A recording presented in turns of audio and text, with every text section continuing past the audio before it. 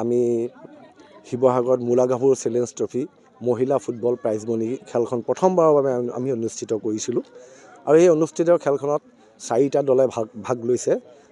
Main আমাৰ বিষয়টো হৈছে কি মহিলাসকলৰ বিশেষকৈ মহিলা ফুটবল খেলুৱৈসকলক কেনেকৈ আমি উৎসাহিত কৰিব পাৰোঁ খেলৰ জৰিয়তে বিভিন্ন সামাজিক মাধ্যমৰ জৰিয়তে তেওঁলোকক যে খেল আৰু ভাল প্ৰদৰ্শন কৰিব পাৰে বিশেষকৈ শিৱসাগৰৰ পৰা আৰু ভাল সুদক্ষ খেলুৱৈ ওলায় তাৰ কাৰণে আমি সংগ্ৰামী সেনা অসমে এই প্ৰচেষ্টা আমি হাতত লৈছিলোঁ আৰু এই প্ৰচেষ্টাত আমি দেখিলোঁ যে আমাৰ উদয়মান খেলুৱৈসকলৰ ভিতৰত বহুকেইগৰাকী ছোৱালী আছে যি হয়তো অতি সোনকালে অসমৰ হৈ পেলাই তেওঁলোকে অসম দলত অন্তৰ্ভুক্তি হোৱাৰ চান্স আছে আৰু তাৰ উপৰি আমি দেখিছোঁ যে যিসকল খেলুৱৈ আছে সেই খেলুৱৈসকলে আগন্তুক দিনত আৰু বহুত ভাল খেল খেলিবতো পাৰিবই তাৰ উপৰিও শিৱসাগৰত তেওঁলোকৰ বিশেষকৈ ওমেন্স ফুটবল দল বহু বাঢ়ি যাব আৰু এটা কথা হ'ল কি এইডোখৰতে মই ক'বলগীয়া আছে যে আমি যিখন মূলাগাভৰু চেলেঞ্জ ট্ৰফি আমি শিৱসাগৰত অনুষ্ঠিত কৰিছোঁ এই মূলাগাভৰু চেলেঞ্জ ট্ৰফিখন আমি প্ৰতি বছৰে কৰিম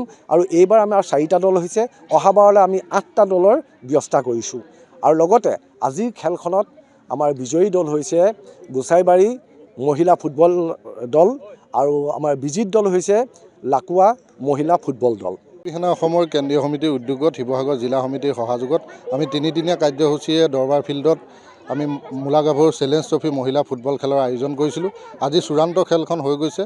আজি চূড়ান্ত খেলখন আছিল লাকুৱা মহিলা দল আৰু গোসাইবাৰী মহিলা দল, কিন্তু গোসাইবাৰী মহিলা দলে ইতিমধ্যে বিজয় সাব্যস্ত কৰিছে আৰু খুব এখন শ্বাসৰুদ্ধকৰ খেল হৈছিল আৰু অনাগত দিনতো যাতে এই ফুটবল খেলখনৰ মহিলা ফুটবলাৰসকলক যাতে উৎসাহিত কৰিব পাৰোঁ তাৰ কাৰণে অনাগত দিনতো সকলো ৰাইজৰ সহায় সহযোগিতা কামনা কৰিছোঁ আৰু অনাগত দিনত যাতে এই ফুটবল খেলখনে যাতে ইয়াতকৈ আৰু এখন সৰ্বাংগ সুন্দৰ হিচাপে যাতে আমি খেলখন খেলাব পাৰোঁ তাকে কামনা কৰিছোঁ।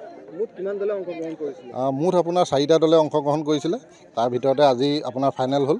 মহিলা দল শিৱসাগৰ জিলাত মাত্ৰ 4টাই আছিল। 4টাৰ ভিতৰতে আজি লাকুৱা আৰু আপোনাৰ গোহাঁইবাৰী ফাইনেল আছিল। গোহাঁইবাৰী ফাইনেলিষ্ট হ'ল আৰু ৰানাৰ্ছ আপ হ'ল লাকুৱা। যিকোনো খবৰৰ বাবে যোগাযোগ কৰক 7099017330 লগতে 7099017110 নম্বৰত।